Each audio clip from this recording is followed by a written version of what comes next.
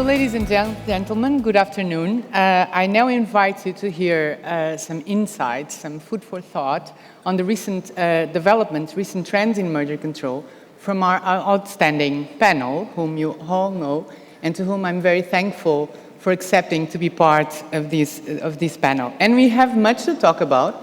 Merger control has been alive and kicking. We have seen many interesting cases more recently. We have seen industries evolving, new market architectures showing up. We have seen new types of questions. We have been forced to grasp new mechanisms of harm to competition. And that's what we have experienced with digital mergers, but not only. In digital mergers, we have seen a lot of new things. We have seen new sources of competition that sneak in from adjacent markets. We have been pushed to figure out theories of harm that need to be mapped within the complexities of ecosystems. But as I said, not everything is about digital. We have seen also how potential competition can prove to be the grail that brings new sources of dynamic of competition in markets that are otherwise monopolized. And sometimes all these things are intertwined, they overlap in a case, and in a complex mix that pushes out of our comfort zone, and that's when things start to get interesting.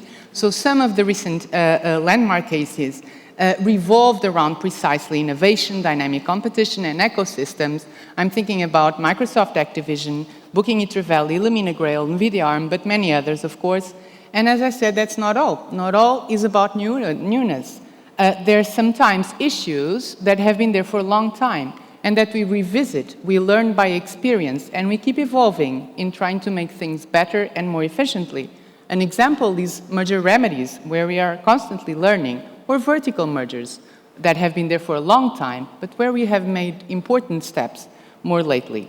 So it is precisely to speak about all these recent trends that we will hear from our distinguished speakers. I'm going to introduce them. Obviously, as I said, you all know them, but we're very pleased to have Cani Fernandez, president of the CNMC, the Spanish Competition Authority. Cani has an extensive and highly awarded career in competition policy, both in public and private practice. He has held many positions, including as referendar of the Court of Justice of the European Union and many others. Antonio Gomes, Deputy Director of the OECD Directorate for Financial and Enterprise Affairs, previously headed the OECD Competition Division and is a former president of the ADC. Patrick Rey, an eminent professor of economics at the Toulouse School of Economics, a leading expert in competition economics with a career full of countless contributions to competition policy and a track record of over 50 papers published in international top-tier economic journals. And last but not least, John Newman, an expert on antitrust and competition law with a primary focus on digital markets. John is a professor at Miami School of Law, and until recently, he served as the US FTC Deputy Director of the Bureau of Competition. So thank you all for joining in this panel and sharing your views. And I would start with Antonio. I would turn to you first, and I would ask if you could provide us an overview of the main trends that we have been seeing in merger control.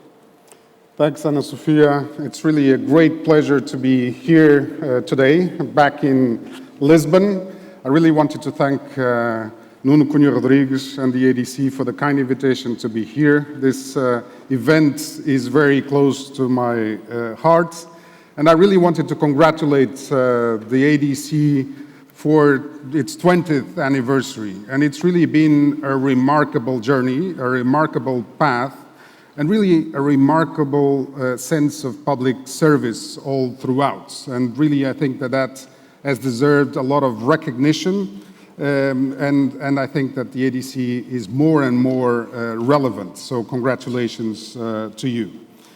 It's also a great pleasure to be here in this panel talking about merger control. In a way, it's also going back to my past life, where I was working in mergers for many years in the past. And it's also a pleasure to share the panel with such great people and friends. So I'll touch upon a few trends. Of course, there are a lot more trends. I think that if we start thinking of trends in merger control, we'll find a lot of them. I'll focus on 5. And I'll focus on the stronger scrutiny of non-horizontal mergers, innovation-related theories of harm, that's the second trend. The third trend is greater ex-post review of mergers below notification thresholds. Fourth, ecosystem theories of harm in digital markets. And finally, the fifth, environmental considerations in merger control. So let me start with the first trend. So stronger scrutiny of non-horizontal mergers. And despite the fact that non-horizontal mergers, and vertical mergers in particular, are only a small proportion of all merger cases, they are increasingly becoming the target of more detailed and in-depth reviews by competition agencies. And they actually represent, in terms of the mergers where competition authorities intervened, from a survey of the ICN in 2017, there was a finding that vertical mergers accounted for 1 in 10 of all merger cases where competition authorities intervened. And from OECD data, between 2015 and 2020, vertical mergers that were prohibited represented 15% of the total of prohibitions. And if we mix vertical and conglomerate, it represents about 16% of all the prohibitions. One important element here is that agencies have moved away from the presumption that vertical mergers are pro-competitive. And there is now a reasonable consensus that vertical mergers, although they do not involve direct competitors, they can be either pro-competitive or anti-competitive. And even efficiency claims in vertical mergers are no longer simply taken for granted. And these efficiencies, in particular the elimination of double marginalization, which are common in vertical mergers, but they may be less frequent, smaller, and less merger-specific than is often claimed. And they can be, at times, achieved through contractual arrangements.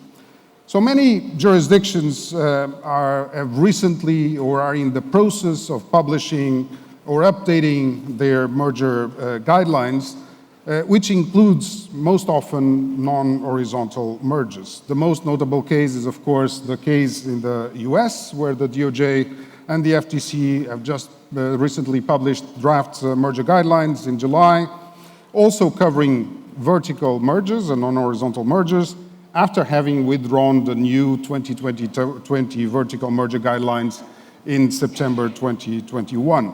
But if we see other jurisdictions, Brazil has published draft non-horizontal merger guidelines in July this year. The UK, new merger guidelines in March 21. New Zealand, an update to include a section on vertical mergers in 2019. The EU has not changed their merger guidelines, which means that indeed it seems that they're standing the tests of time. And in recent years, there have been several high-profile vertical merger cases where an authority has moved to challenge or even block a vertical merger.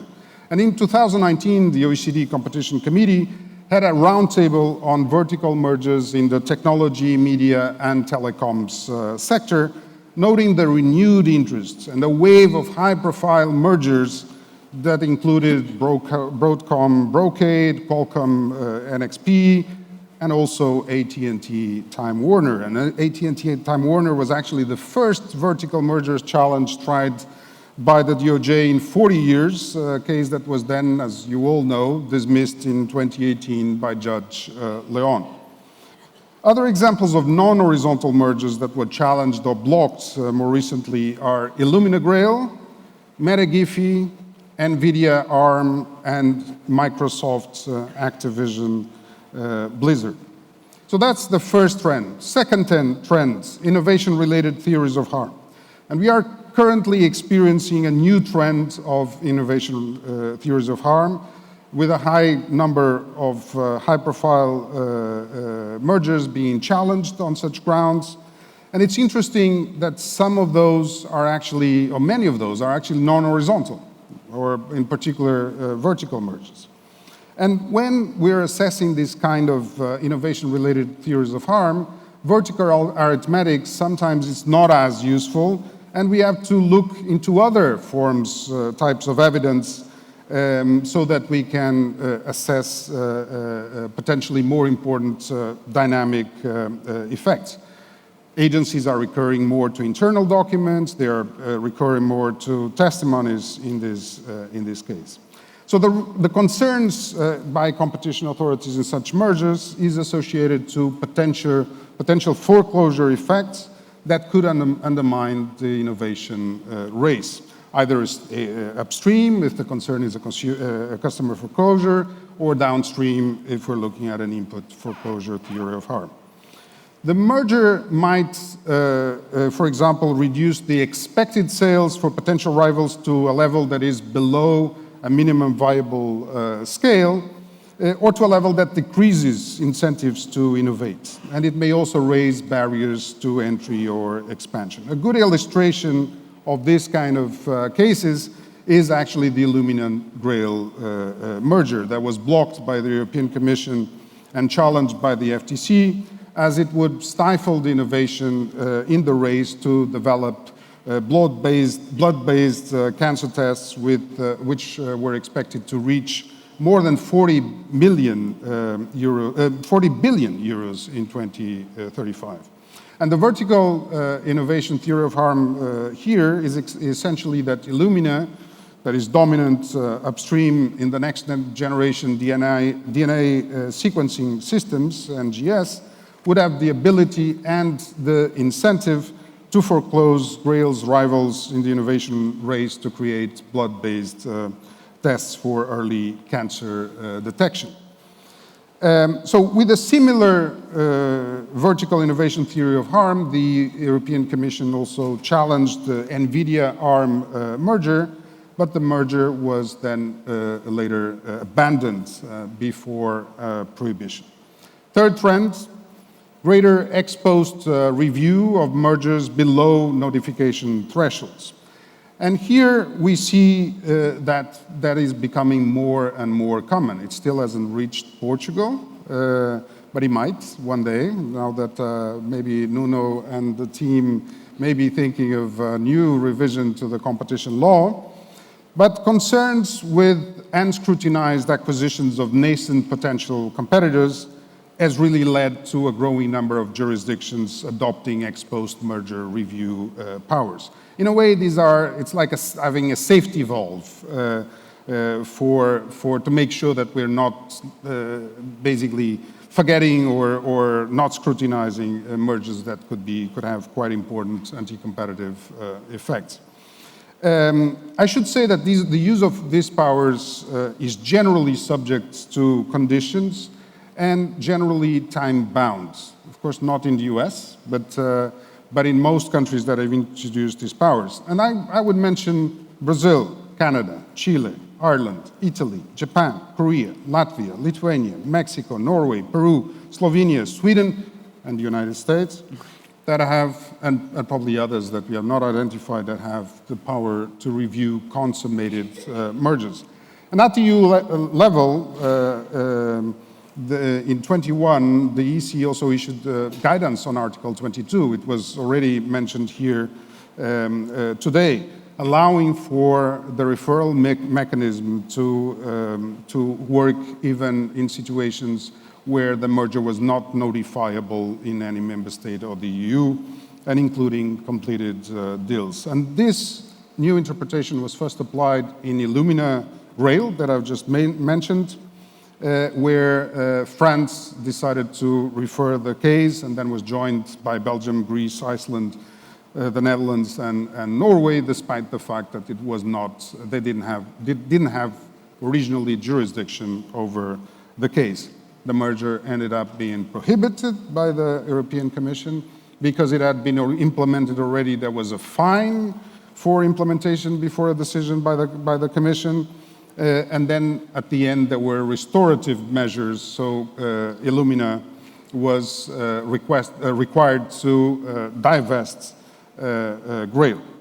So another relevant development at the EU level is the Towercast judgment, and we've also heard about that judgment today by Mark van der Woude. And this judgment confirmed that national authorities can also review ex-post below threshold mergers under the abuse of dominance rules, Article 101. So we expect that these powers will be there. I think that they will probably be used quite sparsely, but I should also note that using these powers also comes with challenges for competition authorities. The fourth trend, and I'll try to speed up because probably I've been speaking too much, is ecosystems theories of harm in digital markets. And here we've seen that there's been growing concerns with the acquisition strategies of major tech platforms and the evolving role of digital ecosystems. Just so that you know, Alphabet, Microsoft, and Amazon have done more acquisitions in 21 than in any previous year in history. And of course that we changed the merger thresholds. We managed to have powers to review mergers ex post, but this is only a first step, to have these mergers subject to scrutiny. But there are really challenges in conducting the substantive assessment of mergers, in developing the theories of harm in particular. And if competition authorities have continued to rely on traditional theories of harm in digital mergers, what we see is that novel theories are making their way. And ecosystem strengthening theories of harm are starting to emerge in practice. For example, the assessment of Microsoft, Activision, Blizzard, where the CMA considered a theory of harm that Microsoft could leverage its existing multi-product ecosystem together with Activision's game catalog to strengthen network effects, raise barriers to entry, and ultimately foreclose rivals in cloud gaming services. So the CMA, as you all know, initially blocked the transaction. Then there was a restructured deal that was proposed by the merging party, which allowed the CMA to then authorize this transaction. The European Commission had already cleared with remedies the transaction. Let me just give you very briefly another example, Booking eTraveli, that was blocked by the European Commission in September. With the merger, Booking could have expanded its travel ecosystems, travel services ecosystem, where it is already dominant in the hotel online travel agencies services.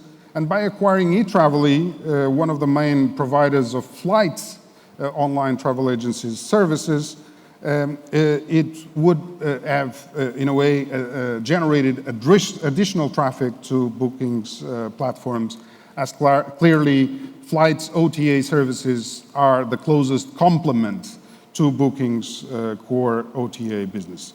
And now very briefly on environmental considerations, to say that this is an emerging trend, I would say. It's not a consolidated trend, but I think competition authorities will start paying a lot more attention to environmental aspects in merger review.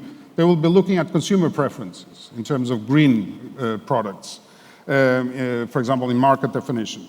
They will be assessing the impact on green innovation, looking, for example, at green killer acquisitions. They'll be looking at assessing merger efficiency claims that are related to environmental benefits. So I think that this is clearly a space to watch for the near future. And I'll stop here.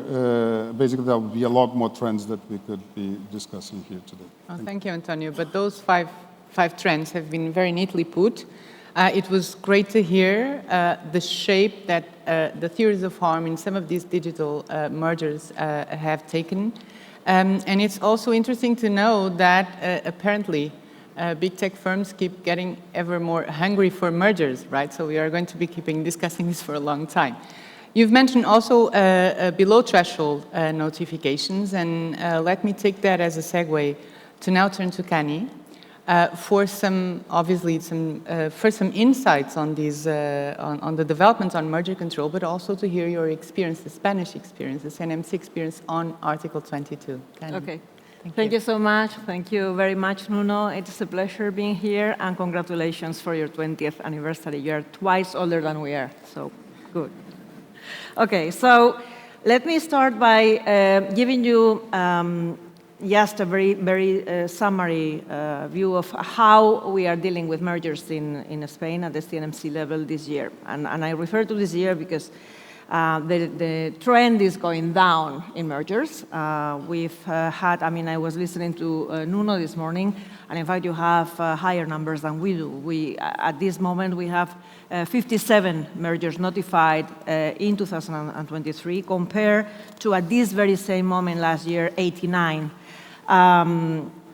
There may be several reasons for this trend, but it is rather clear that the cost of finance having increased, the inflation making it difficult to assess the real price of the assets, and the real situation of crisis around, and the uncertainties that derive from the war conflicts that we are experiencing is clearly making it difficult for companies to plan and execute mergers. So the trend is at this moment slowing down.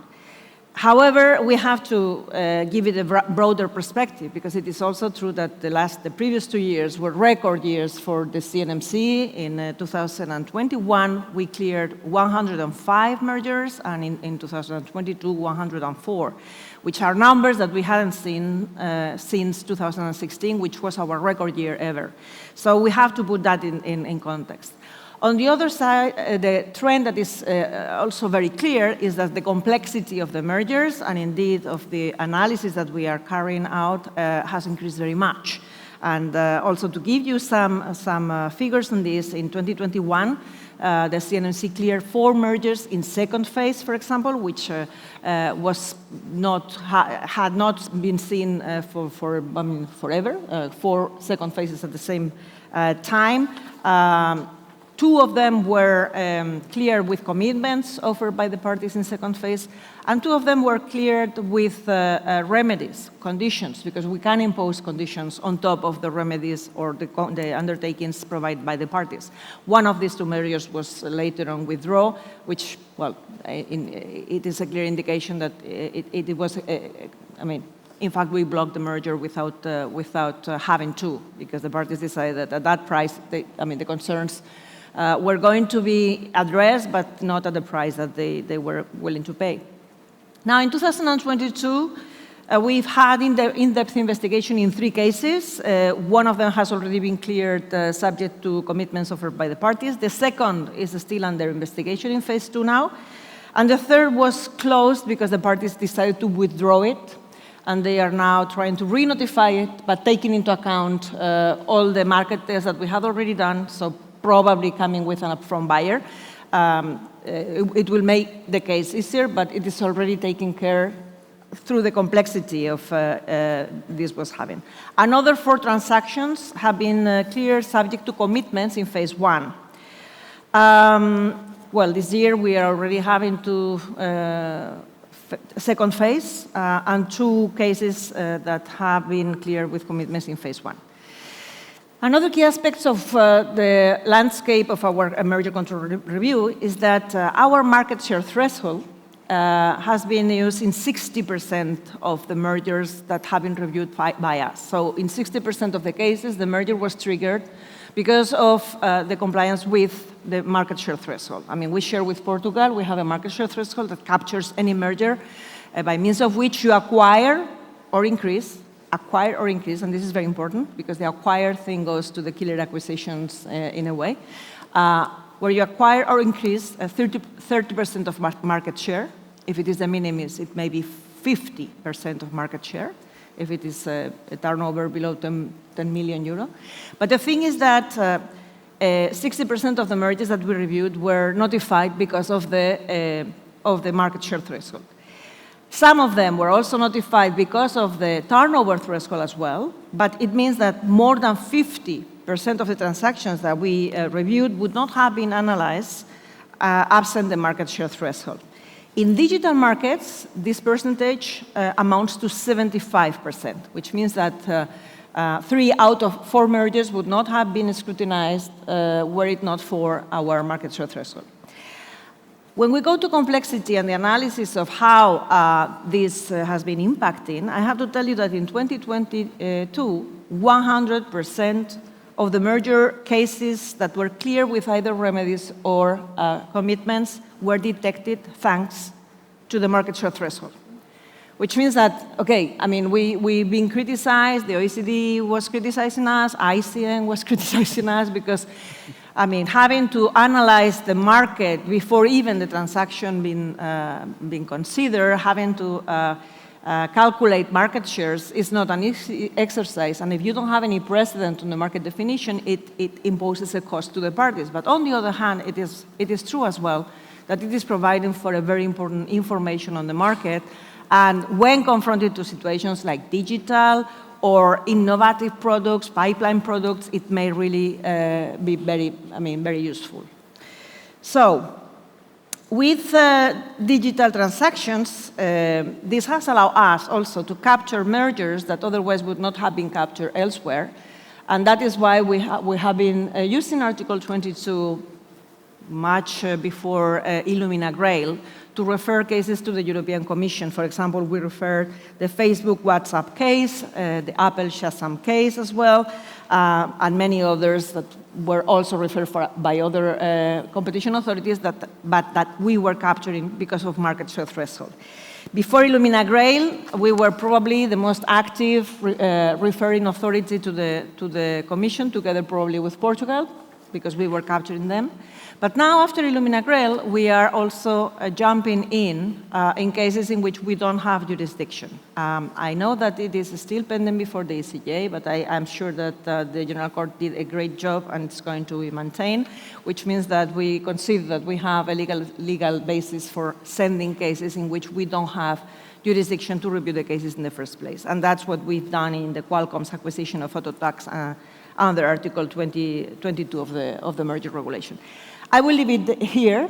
We will discuss, I think, later on digital mergers and the experience on the assessment of that, but that's to give you an overview of where we stand. Thank you.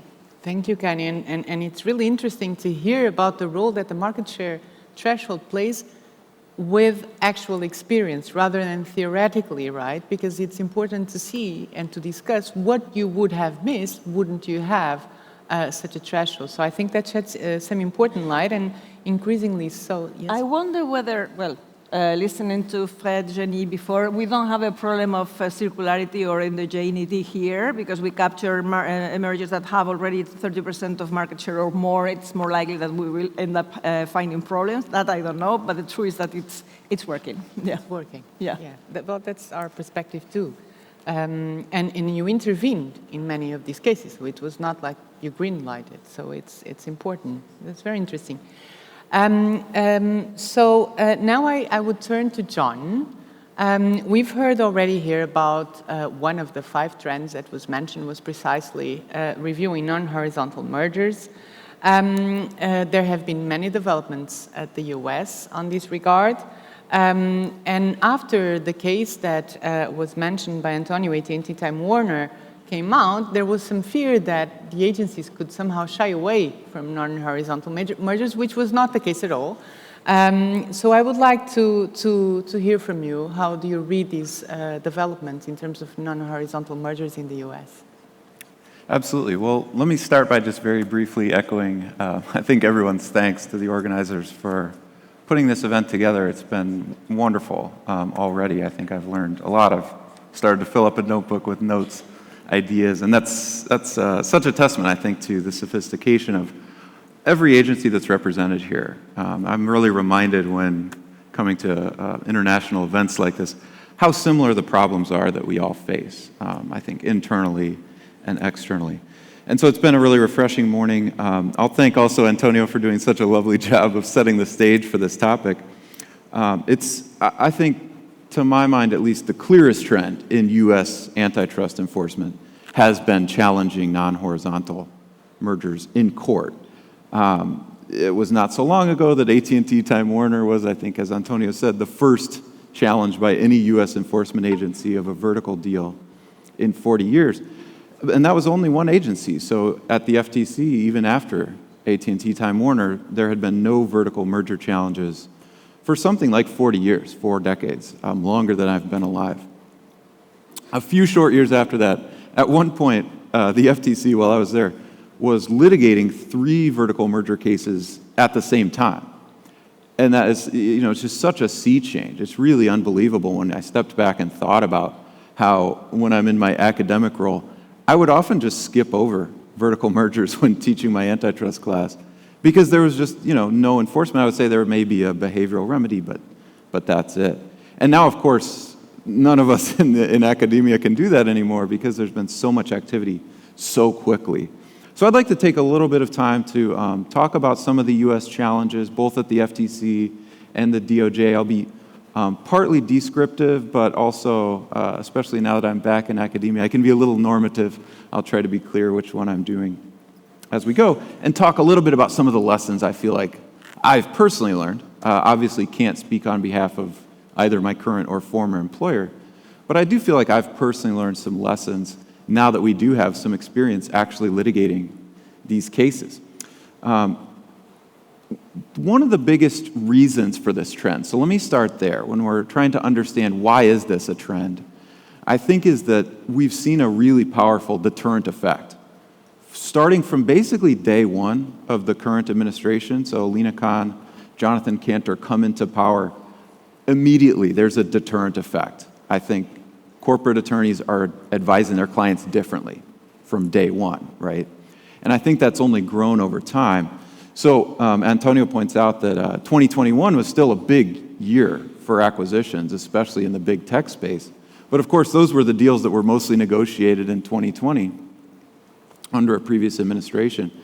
And in particular, after the first salvo was launched with the Meta Within case, first time an agency in the US had ever challenged a big tech acquisition ex ante after allowing over 1,000 of them to go through. And I think that sent a very clear ripple effect through the community. And we've really seen a lot fewer deals coming to the agencies.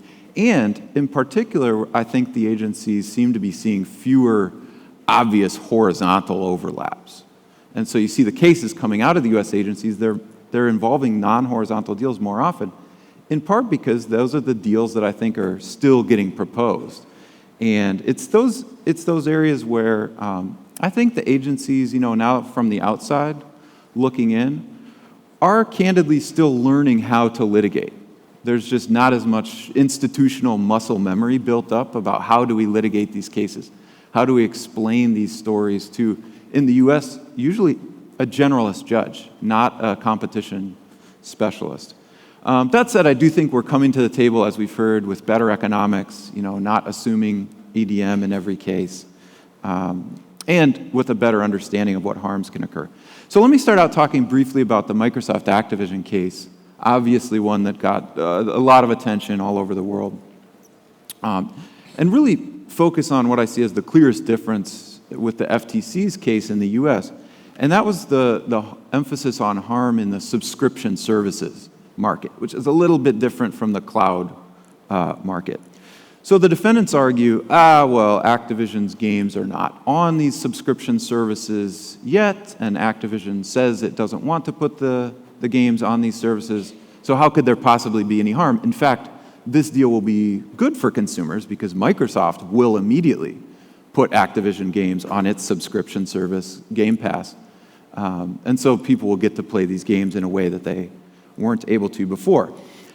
So the argument was, but for the merger, these games are not going to be on subscription services. With the merger, they will. I think the FTC litigation turned up some facts that cut against that story. Microsoft basically conceded, yes, we will put all the games on our service and not anyone else's. But Activision also, their CEO on the stand admitted, if the economics of the marketplace, of the ecosystem change, yeah, we could put our games on subscription services.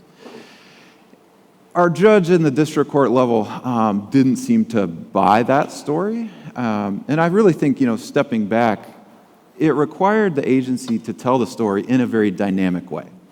To tell a judge, don't just look at the snapshot of the way things are right now today, and really step back and think about, where's the direction of this industry headed? The direction seems to be away from the buy-to-play model toward these subscription services, and Activision will feel that pull as the industry changes.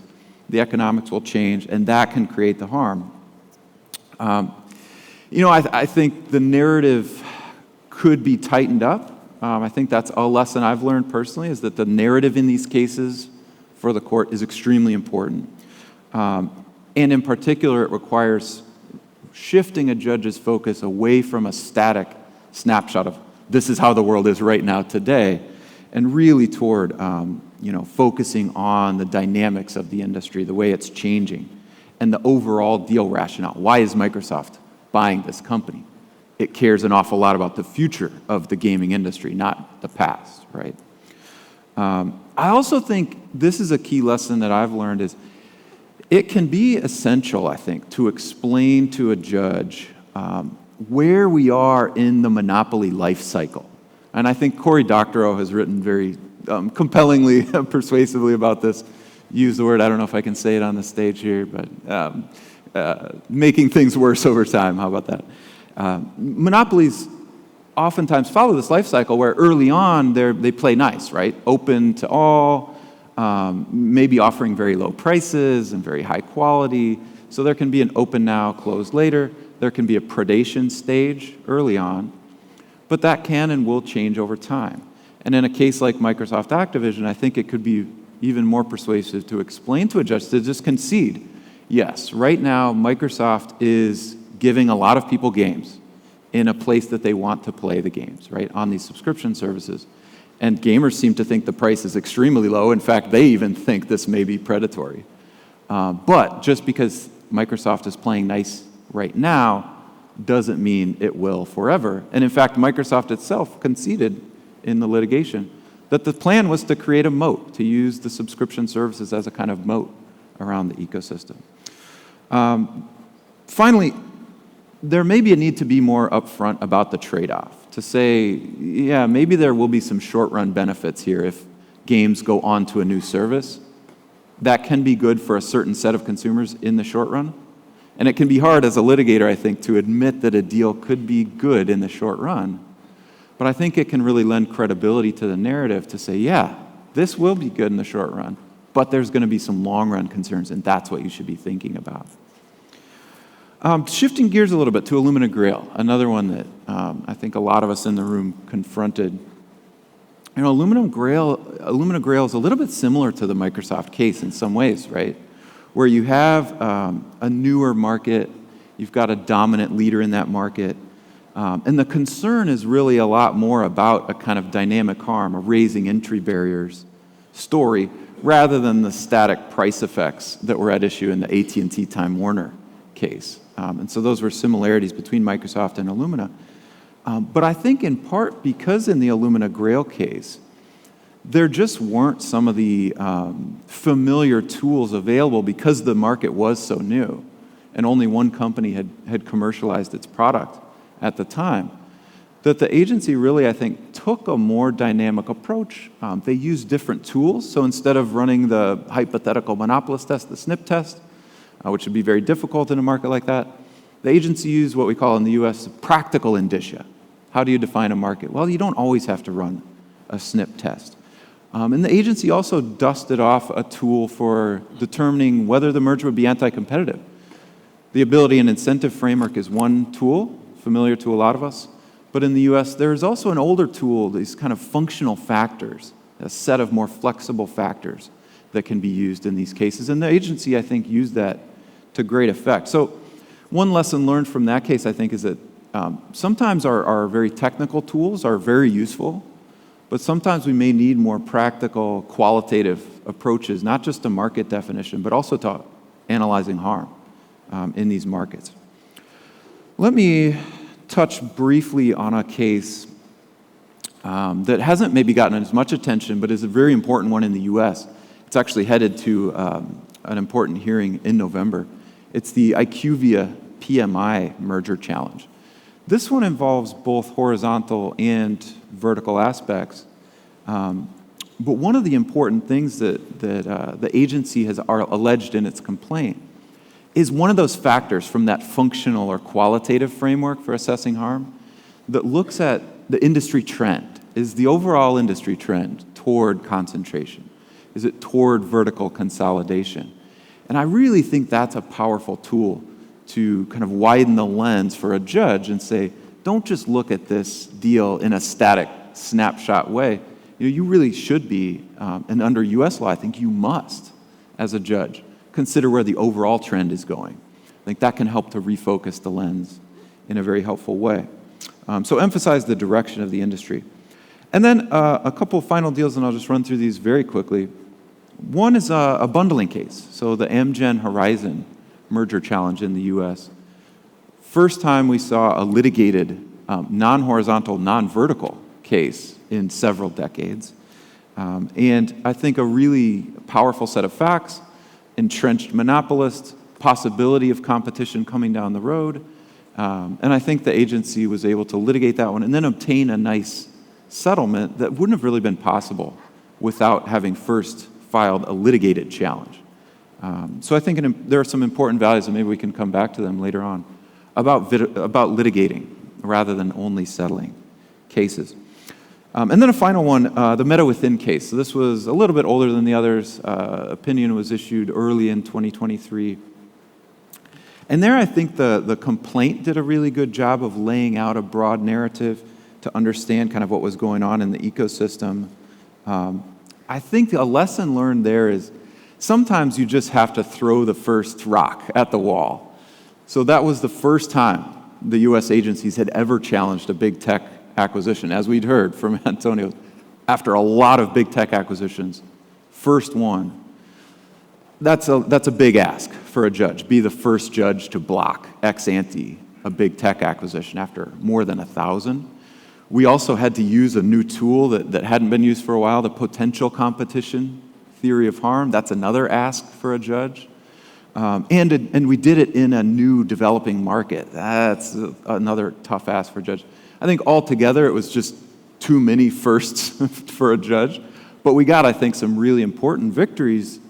And again, the importance of litigating, of getting out there and actually challenging cases is really hard to estimate, but is so valuable, because the next time US agencies challenge one of these deals, and as an academic now I can say, I will guarantee there will be a next time. Of course, the agency can never say that.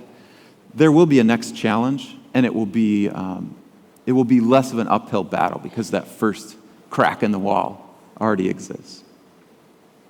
Thank you, John. And that's a very positive note on the litigation and the interaction with the judges. Not sure Carl Shapiro would agree with you there, but anyway. And I think this the litigation can shed a lot of light and know, where can we go and how will our decisions be taken. But it's also fair to say, for example, all the issues or many of the issues in AT&T Time Warner were also discussed in Comcast and BCU years, if I'm not mistaken, before. I think was Farrell, Shapiro, I'm not sure, at the FTC then.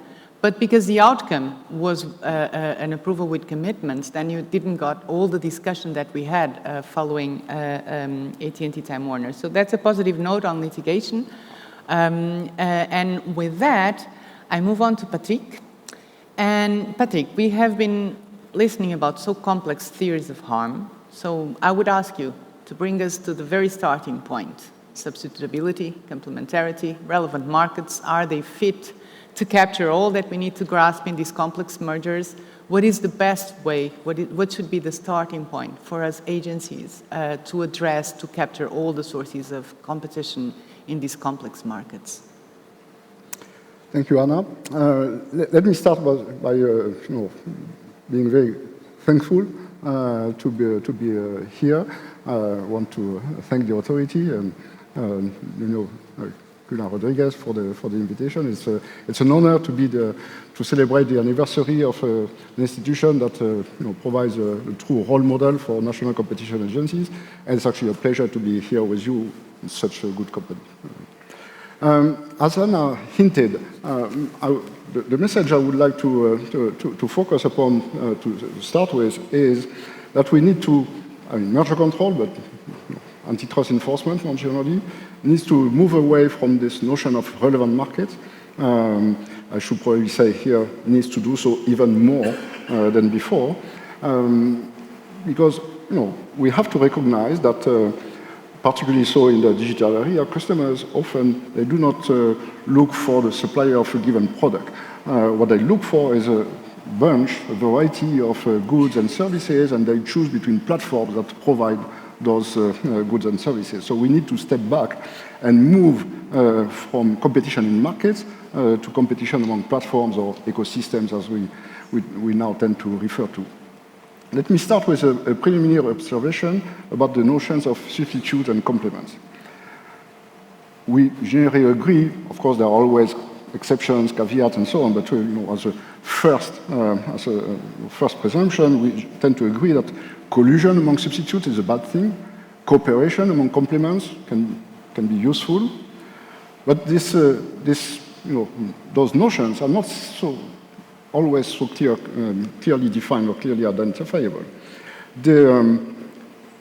For instance, products can be substitute for some users and complements for others, or they can be complements now and substitute later on. The prices may affect this pattern. For instance, my colleague and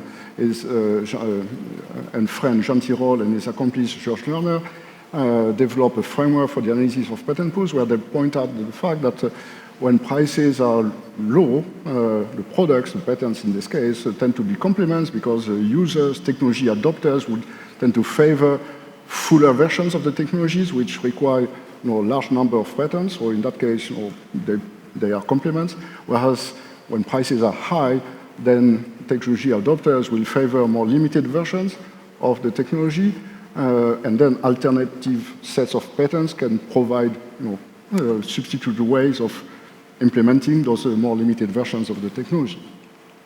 In a follow-up paper with Jean, we note that in industries that are prone to market-wide network effects, we could instead have a situation where when prices are low, the market will be covered, and therefore the network effects aspects will not be, will not play an important role, and therefore the goods will typically be a substitute. The suppliers will compete in that market. By contrast, when prices are high, then participation, user participation, becomes more important.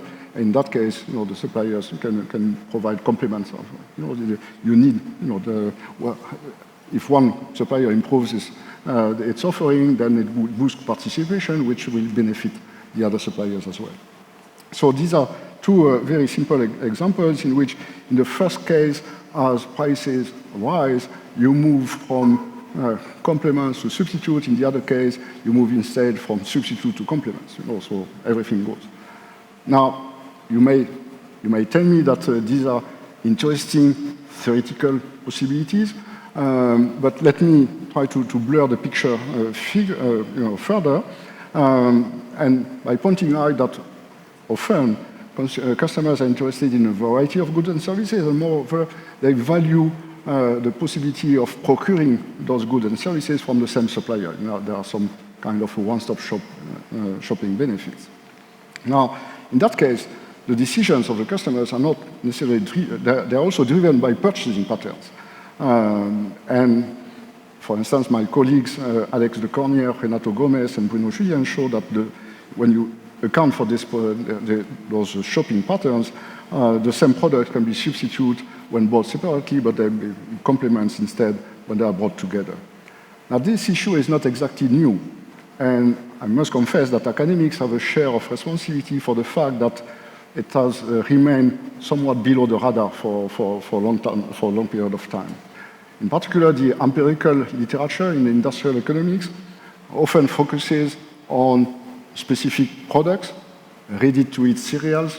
In the US, apparently, this is a big thing. In Europe, we'll be focusing on mineral water, or we'll be focusing on yogurts. And so we focus really at the product level.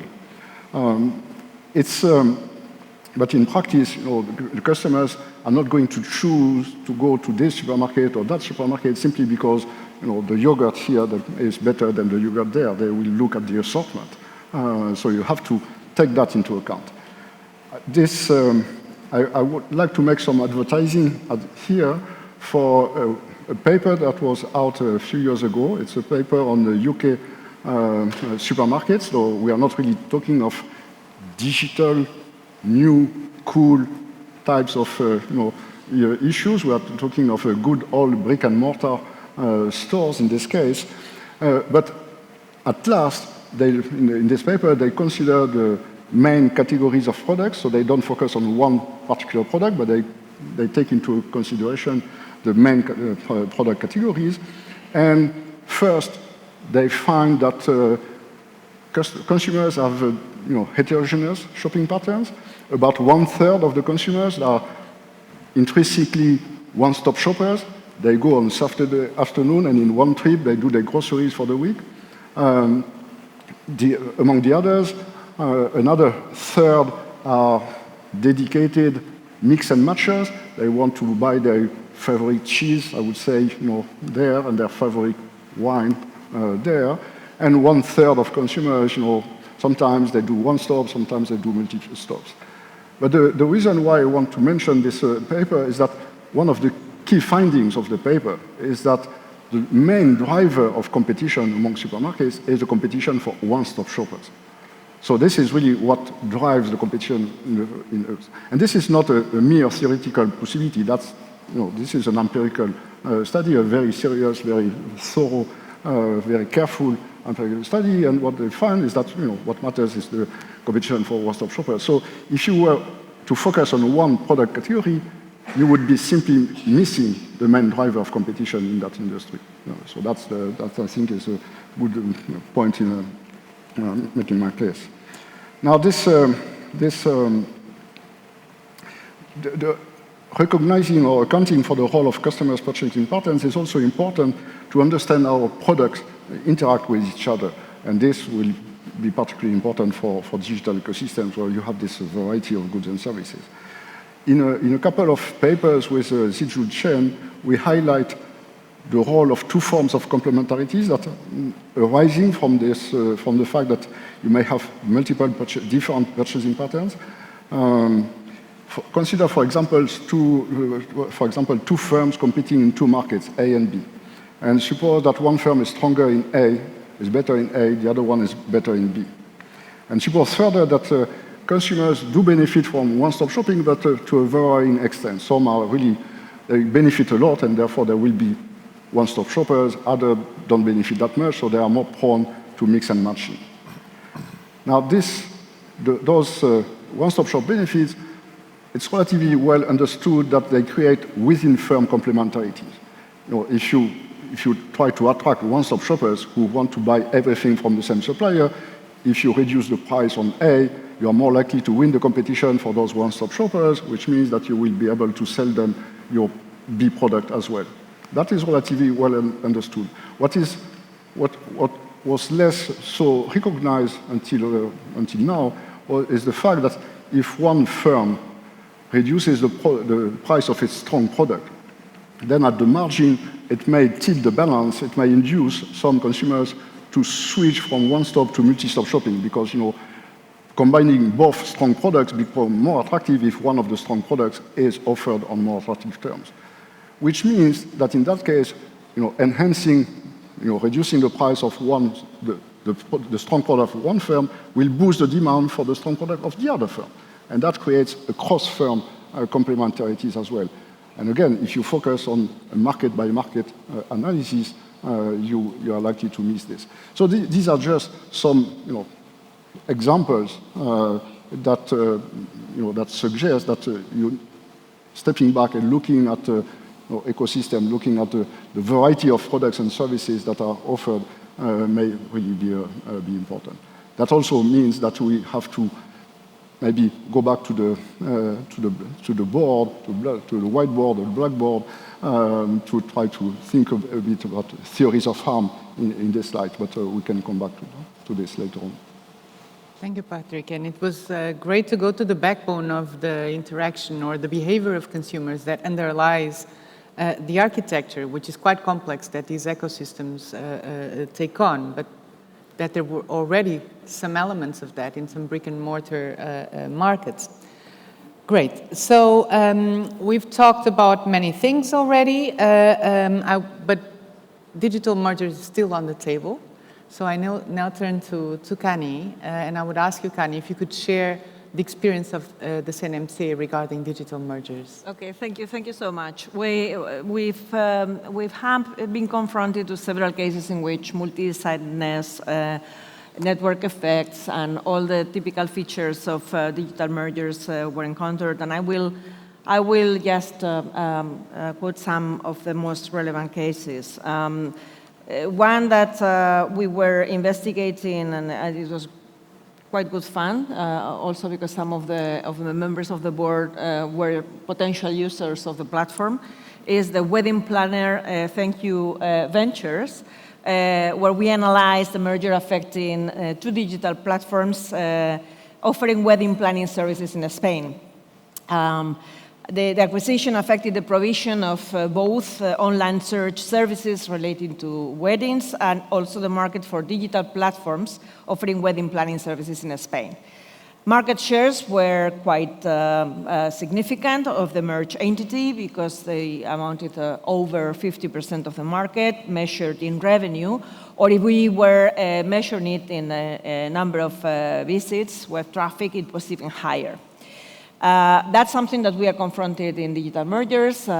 Zero prices are the rules, so we are using other elements to measure the market, the position of the parties, and this was one of the challenges that this merger had.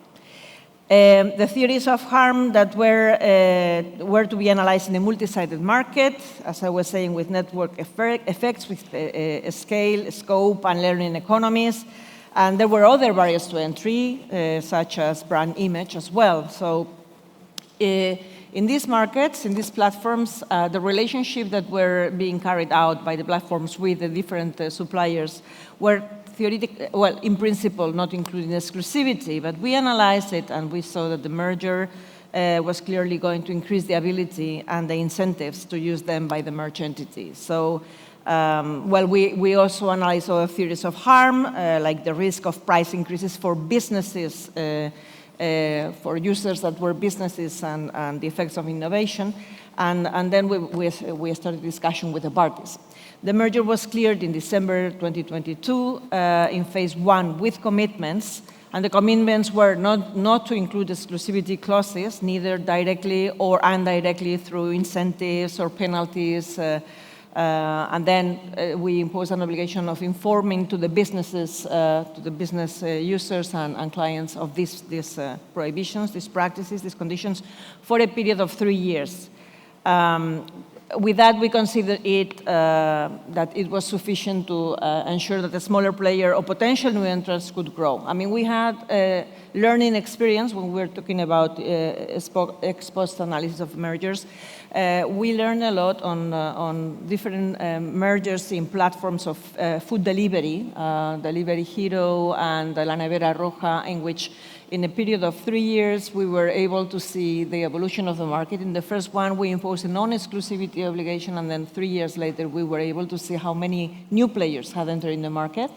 And in these markets, innovation is related mainly to things like, for example, sophistication of the product or the service. So sometimes having a must brand or a restaurant or may make the difference. So non-exclusivity was playing a role, and I think we did it right there. Once we included this, we were considering not necessary to include any other commitments because we were, in fact, leaving entry sufficiently open for others to come. The second merger I wanted to discuss is the merger between Carnov, TR Spain, and WK Spain, Walter Kluivers, which is, well, it's very well known in this market because I think we are all users, either private practitioners or consultants, or even the authorities are using software solutions, databases, training, and publications in the market of legal publications in general. And the market shares here were sizable. They were reaching around 40% of the market, with overlaps between 10 and 20%, depending on the different segments of the market. It's true that there were also other competitors, and that there were also competitive threat from open source materials, but it was not really the same thing. Again, here, what we fear, the theories of harm, could be direct or indirect exclusivity with authors, with legal authors wanting to publish their works, and if the main authors or legal publications were going to be subject to exclusivity, there was also a risk of market foreclosure, given the double-sided nature of the market. I mean, you want to be where the other part is bigger. So what we imposed was a commitment of a period of 3 years not to impose exclusivity on the authors, and also, as well, the parties committed to refrain from linking products directly or indirectly through rebates schemes and so forth for different products that were acquired by law firms or clients. So there was an obligation not to bundle products for these years in order to avoid lock-in effects or single homing. Another one, well, in all these cases, I have to say that we were also testing the effects on innovation, but it is true that here there were not specific risks. In the wedding planner, we saw that the innovation was coming mostly for sophistication of services, so that is a bit different than with really technical products, so that was not a problem. In Norton Avast, that this was a merger affecting cybersecurity solutions for final consumers, and there were some issues, again, zero markets, which led us to calculate the market shares not only in revenue, but also in real indicators like users or devices that were a cybersecurity solution implemented so as to calculate the market shares, but also the role of ecosystems. And we were also analyzing the effects on innovation and barriers to entry due to lock-in effects in that case. But we cleared the transaction in phase one. There were no problems. We saw that the competitive landscape was populated, and also that the rise, I'm afraid to say so, but the rise of cyber threats is it's really progressing. So there is a lot of potential market, and also lots of incentives to improve products price quality ratio and new entrants. So we were also analyzing the possibility of killer acquisition, but given the fact that both companies were carrying out different strategies, we discarded that risk. One thing that I would like to stress with this is that it is difficult sometimes when you can see the problems and the risks, but then devising the remedies is the real challenge, because in this, we can discuss about the structural or behavioral. In these markets, the non-exclusivity provision, you can see it as we saw it as behavioral until we realized, and I think it was a discussion with Elizabeth Ayusa in one of our DG's meetings, that in fact exclusivity is a kind of a structural in a way. It's behavioral, but it is a structural, because in fact it's there to open up, to provide for multi-homing, and to allow for parties to behave in a way that is more open. But I have to say that we were considering all kinds of remedies, and in this kind of transactions, mostly contractual clauses were enough. So we don't have to go to structural remedies. Having said that, it is true that it's a case-by-case analysis, and it takes lots of time and several market testing. So it's a long way to go, but so far, I think so good. Yeah. Very interesting, and it's indeed contestability is key in these markets. And when we devise remedies to promote contestability, the big question is, will it work in the end? And you've shown some examples in which it prompted actual entry in the market, so that's very interesting. Okay, so I will now turn to Antonio, who hinted earlier to challenges associated with ex post review of below threshold mergers. So can you develop a bit on what these challenges are and how can agencies overcome them? Sure. I don't know if this is working. Yeah. So the first thing is to say it's positive that we have these developments, that we have these safety valves that allow to actually go and look at these mergers that we might not have scrutinized any other way. But it doesn't mean that it doesn't have challenges. One of the challenges, and this was discussed at the competition committee at the OECD, is the legal certainty and predictability of the merger regime.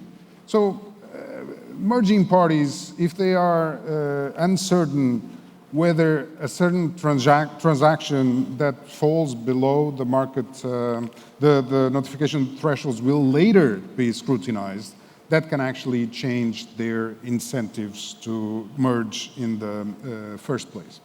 And that's why I think that we try to reduce that uncertainty by introducing powers that are time-bound, generally. But we also, many jurisdictions have introduced some elements of clarity regarding the criteria that are used to identify what kind of mergers might then be subject to this kind of ex post assessment.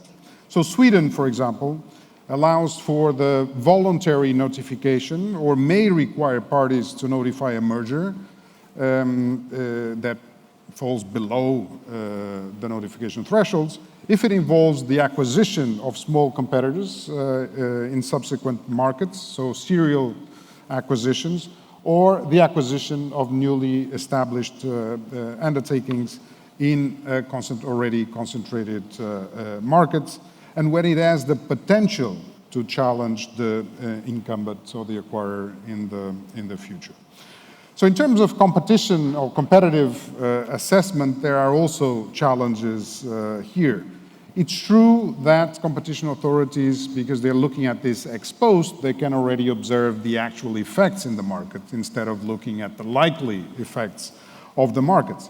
But they have one extra difficulty, which is to distinguish which of those effects are actually a result of the merger and which of those evolutions are not really a result of the merger, but it's just the normal market evolution or things that happened extraordinarily that were not foreseeable before the merger. So this is quite challenging to be able to distinguish what actually has a nexus or a causality with the merger and what is something that is completely disconnected from the merger happening in the first place.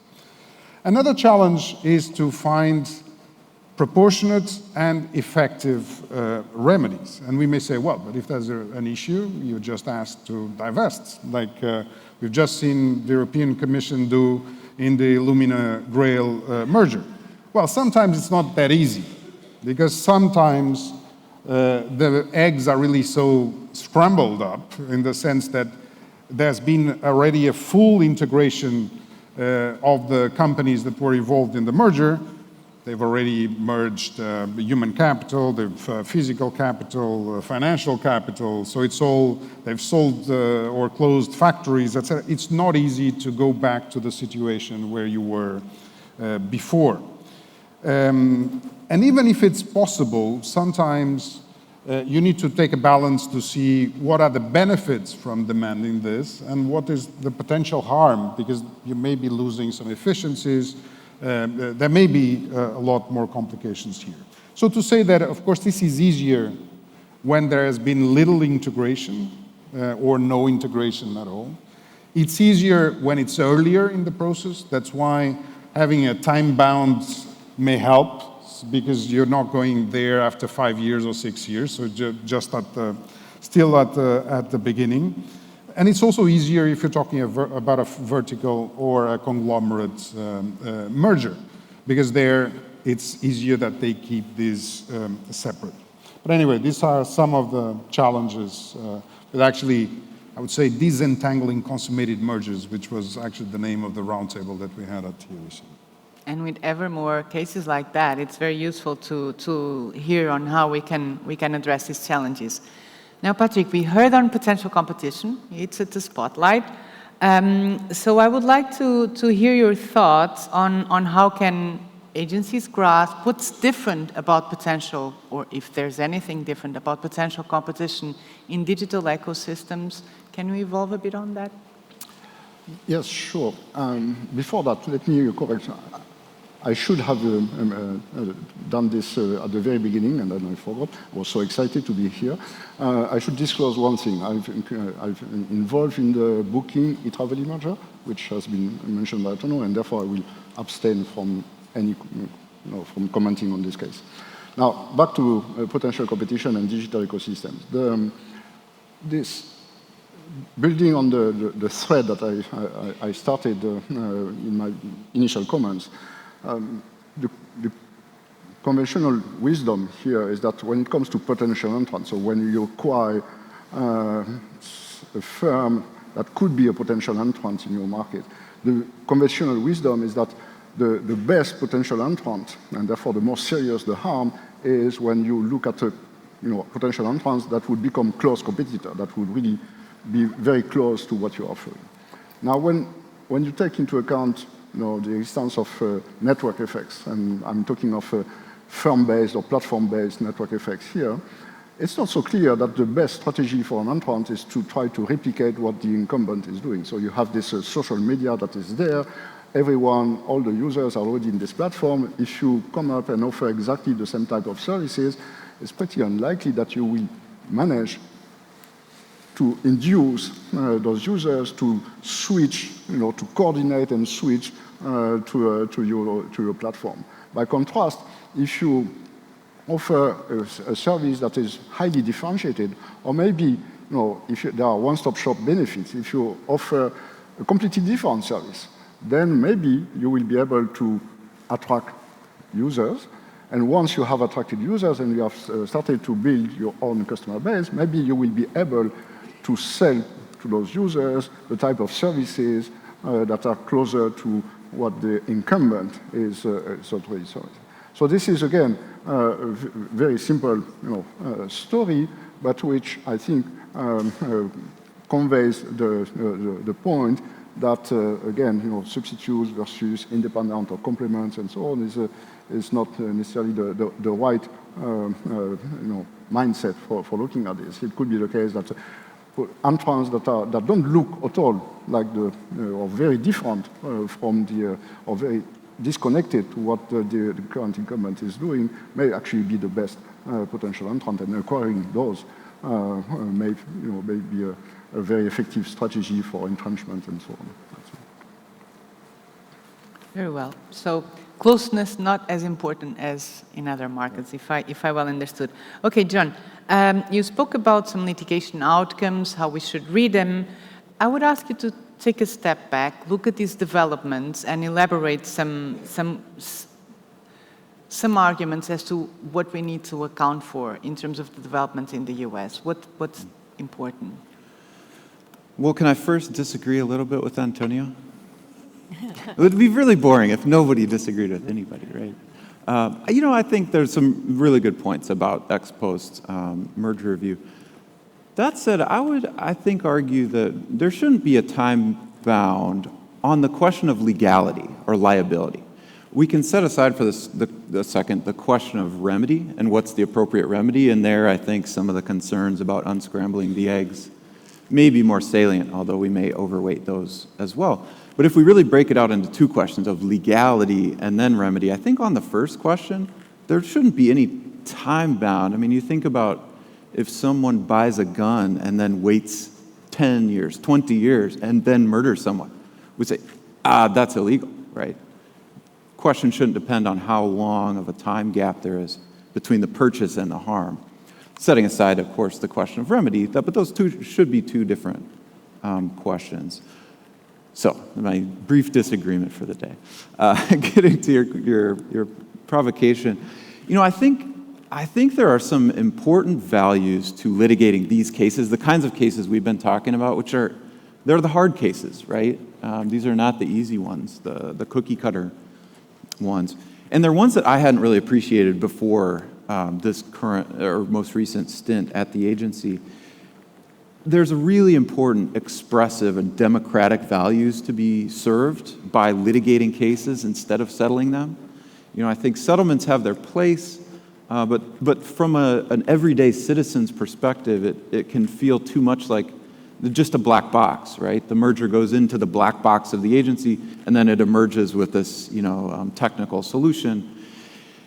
Litigation has a way of capturing the public's attention, I think, in a way that settlements never will. And we see that in the US right now with the DOJ's case against Google. It's captured everyday people. You know, I talk to my family back home on a farm where I grew up. They are following this case in a way that they never would have if DOJ would have settled it right off the bat. And so there's just a really important democratic value there to be served. It takes a lot of courage for these agencies to litigate these cases. These are gambles, right? Because they are the hard cases. I think it takes a lot of bravery and a lot of courage to step out on that very public stage and put yourself out there, right? To risk a high-profile loss is no easy thing, but it sends a message. It sends a message that no one, no matter how powerful they are, no matter how big their corporation is, I think Christina Cafara, in typically memorable fashion this morning, described the impression that some of these CEOs are almost like emperors, right? They're almost like kings in the amount of power that they wield. And to remind the public that no one is above the law, that anyone can be put into a courtroom against their will and be forced to answer questions to the public, I think is a really important value, and it can justify that gamble, that risk. That's a more political economy view of things, but from even a more traditional efficiency or economic perspective, there's also really powerful deterrent effects that come out of that. Because CEOs don't like to be called into a public setting and be made to answer questions of the sort that they don't want to answer, but that I think the public has a real interest in hearing the answers to. So I think I'll refer back briefly to the Meta Within case that I mentioned earlier.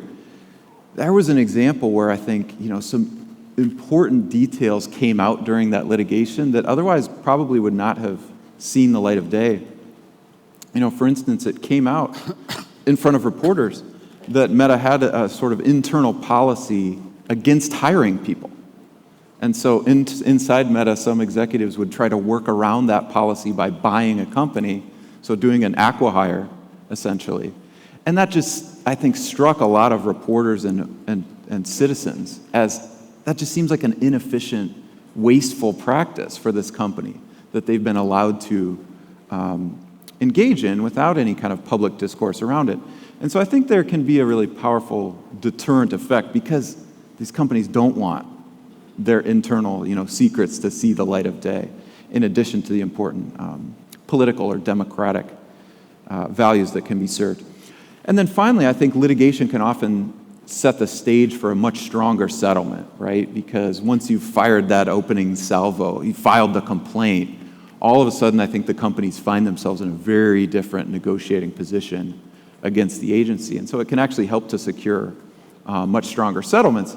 So I'm not opposed to settlements as a blanket rule, but oftentimes settling in a litigation posture can lead to a much stronger outcome. Absolutely, and that's quite inspiring. Now, Kenny, we heard earlier Patrick speaking about the implications of complementarities and for our institution, which is relevant markets. So can you elaborate a bit or discuss some of the most important developments in terms of guidance on relevant markets from the enforcer side? Well, thank you very much. We are now in the final phase of consultation of national competition authorities and ministries on the market definition notice that the European Commission is is going to issue. And if everything goes as planned, we will have the notice before the end of the year. It will mainly depend on the agenda of the double duty commissioner that we have at this moment, but we expect it before the end of the year. And we've been working with the Commission in this final consultation that we are now.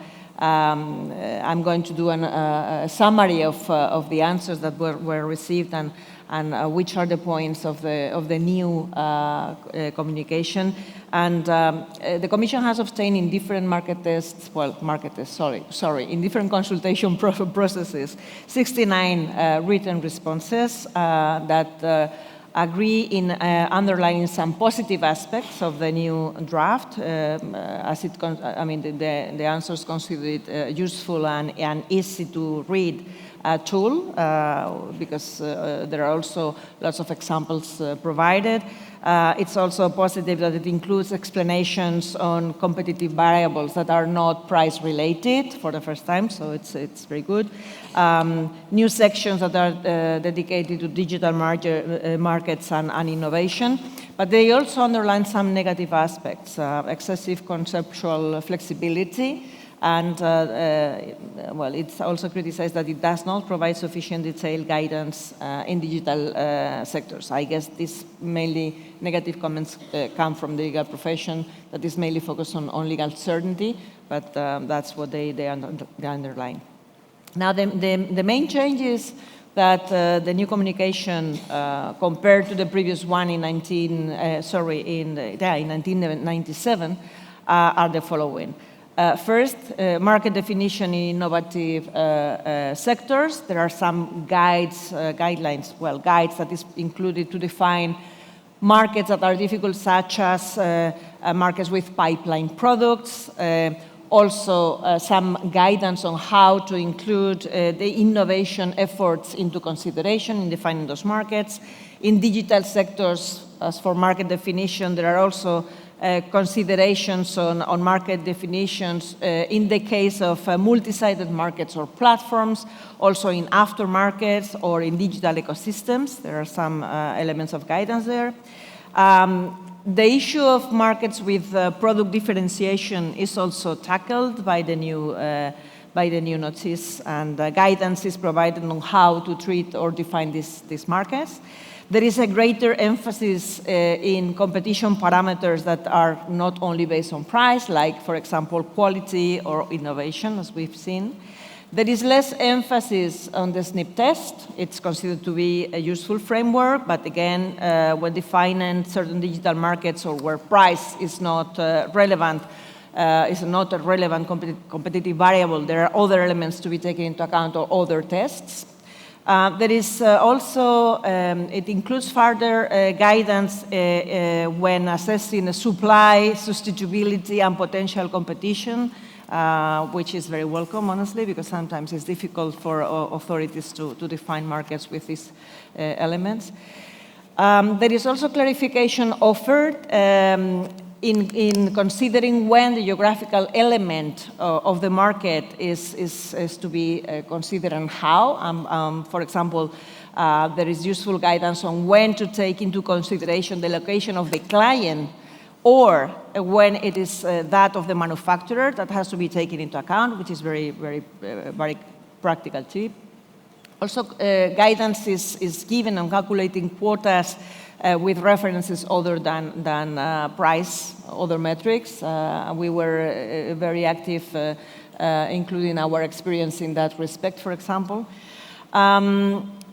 There are many detailed examples that have been added at the request of not only those respondents, but also the national competition authorities. And last, but very importantly, a new section has been added as to the evidence that can be used in the definition of markets and how it is to be assessed. So those are the main changes that we can expect from the communication, and if we are lucky, we will have it before the end of the year. Yeah. Great, that's a great update. Thank you, Kani. Now, Patrick, you have done a lot of research on conglomerate mergers, and conglomerate mergers are taking a new life now, or at least more spotlight. We traditionally looked at them as potentially less troublesome than we do today. So can you give us an overview of what should competition agencies keep an eye on conglomerate mergers, building on your research? So providing an overview in 3 minutes may be a bit challenging, but what I can do is to stress that to a large extent, the competitive concerns that have been looked at so far in the case of conglomerate mergers were based on some form of foreclosure. It will deny access or degrade access through various ways to some essential assets and so on. If you take the view that consumers are interested in a variety of services, they may be benefiting from one-stop shopping features and so on. This may generate pretty different types of concerns. By way of background, the first merger that was blocked by the European Commission, and by way of disclosure, I should mention that it involved a firm that was based in Toulouse, so there is a connection there. It's a merger between, on the one hand, a joint venture of Aerospatiale, the predecessor of Airbus, and Alenia, an Italian aircraft manufacturer. So this joint venture was manufacturing regional aircraft manufacturer, and the merger consisted in acquiring De Havilland, which was a subsidiary of Boeing, which was also was in the aircraft manufacturing business. Now the decision of the Commission identifies 3 markets, depending on the size, small, medium size, and large regional aircraft. And the merger would have created the first supplier that could cover the entire range. So in that sense, it was a conglomerate merger. And the decision makes it very clear that this would create one-stop shopping benefits for the customers, for the airlines. Through fleet commonality, it would enable the airlines to save on maintenance and spare parts, to save on pilot certification and training, and so forth. And clearly, this was viewed as conferring an unfair advantage to the merger. Now the question is, so the merger creates synergies. And on the one hand, you say, no, that's great. There's synergies, consumers are going to benefit, and actually the decision says that airlines would benefit from this. But it may be the case that by doing so, it also creates market power. And so we are prompted by this discussion, this debate. Zijun and I try to apply our framework, on one-stop shop benefits and so on, to look at this. And what we find is that indeed there may be some concerns in the sense that the merger may not create foreclosure concerns, but instead it may soften, it may dampen competition, because by creating those synergies, the merged entity differentiates itself from the other suppliers, and therefore they are going to cater to different types of customers.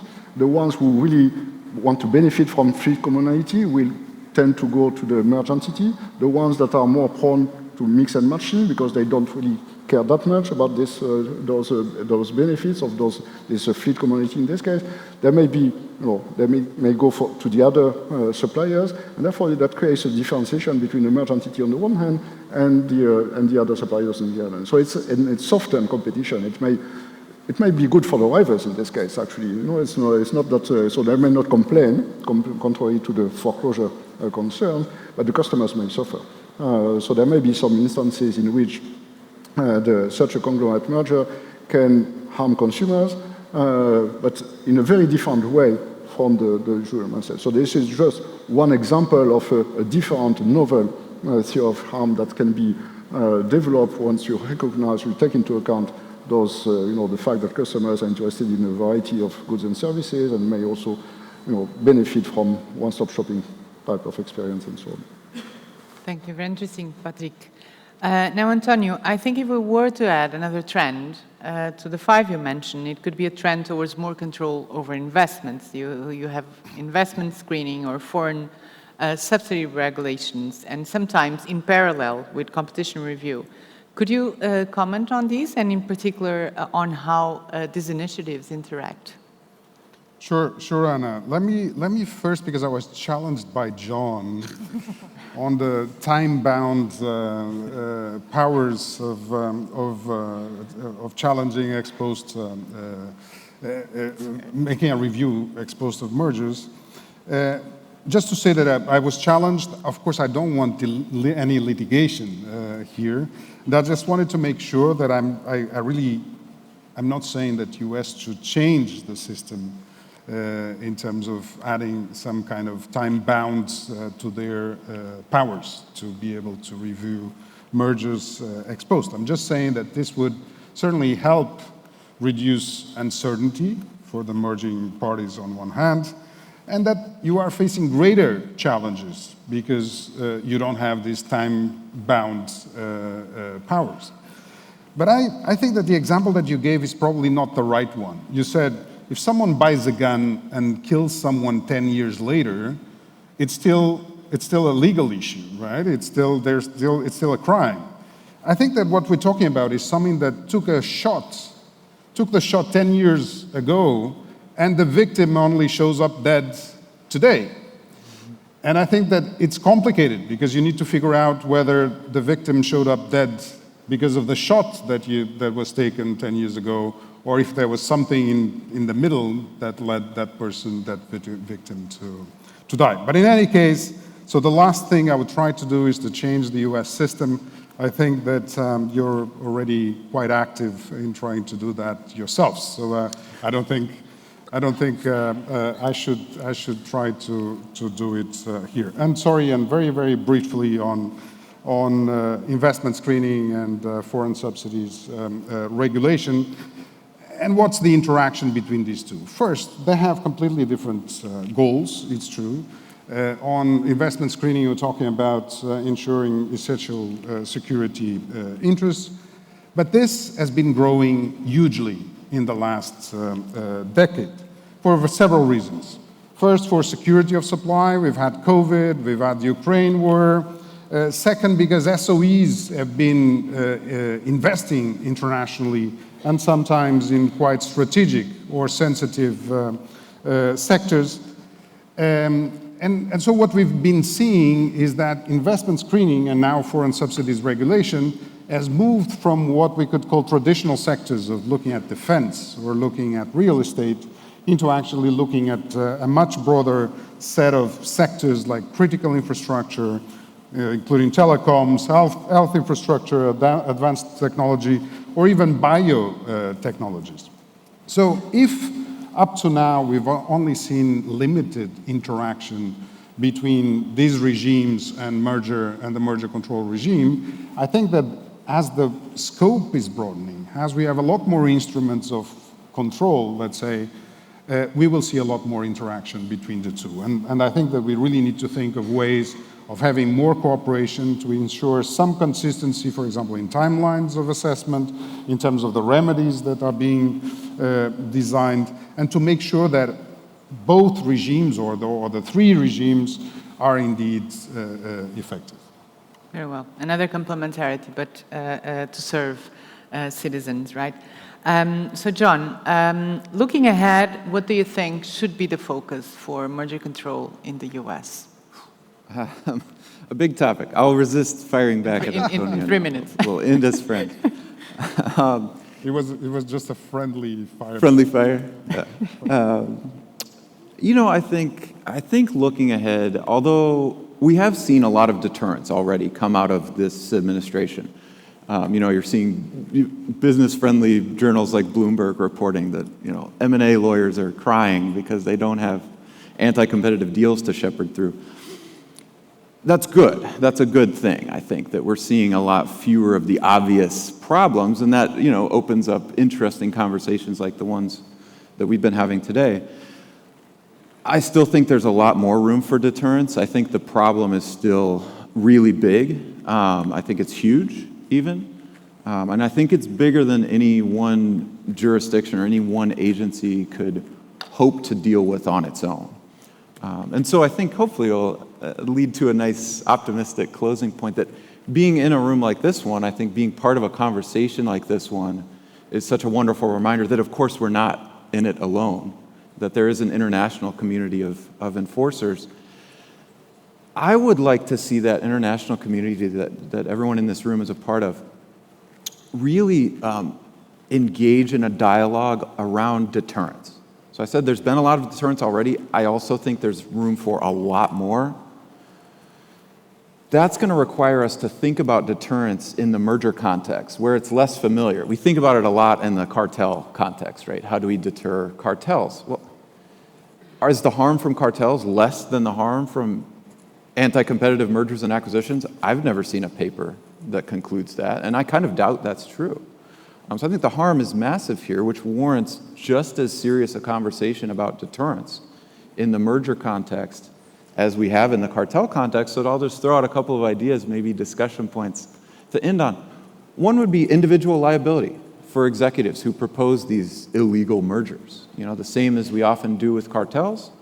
FTC got an individual liability finding in a monopoly case not too long ago. It was Martin Shkreli, you know, international supervillain, so maybe an easier case, but really important, and got a court to ban that individual from the industry for life.